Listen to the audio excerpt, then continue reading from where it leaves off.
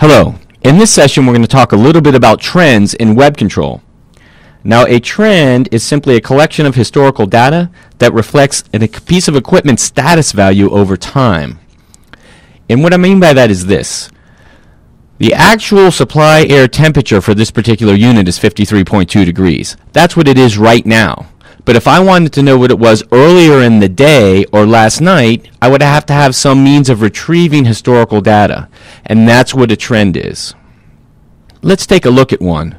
I'll look at my trends, enabled points, supply air temperature.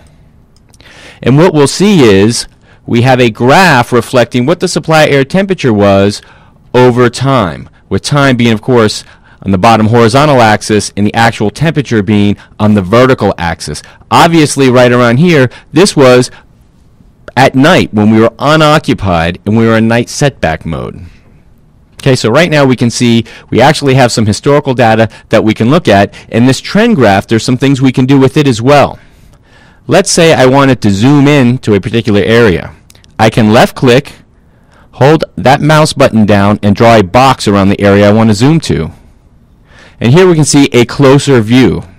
And what's nice is if I hold the control key down on the keyboard and left click the mouse, it will tell me what the exact temperature was and at what time and date.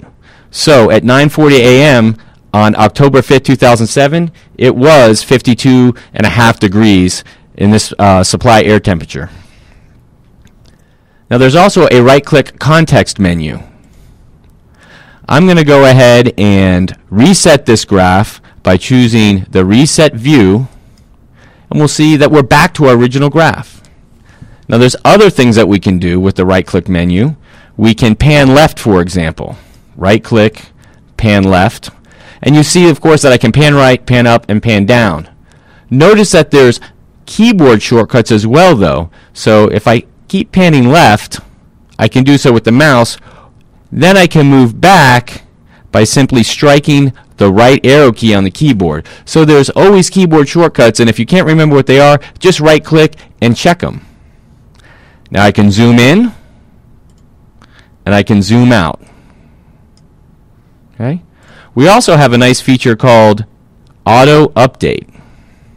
If I click this, we'll see that auto appears in the upper right hand corner, and what will happen is every time we get new information in for this particular supply air temperature, it will update the graph. And if you just saw the graph flicker, that's exactly what happens. We'll see this march over time as long as the auto update feature is enabled. I'm going to go ahead and turn that off. Now, the last thing I'm going to talk about is the ability to copy the data to clipboard. I've right-clicked. I'm going to choose this, and when I do, it says that this trend data has been copied to clipboard. And what we can do then, of course, is simply paste it into a document or into something like Excel, so we have a list of all of the supply air temperatures and particular times at which they were trended.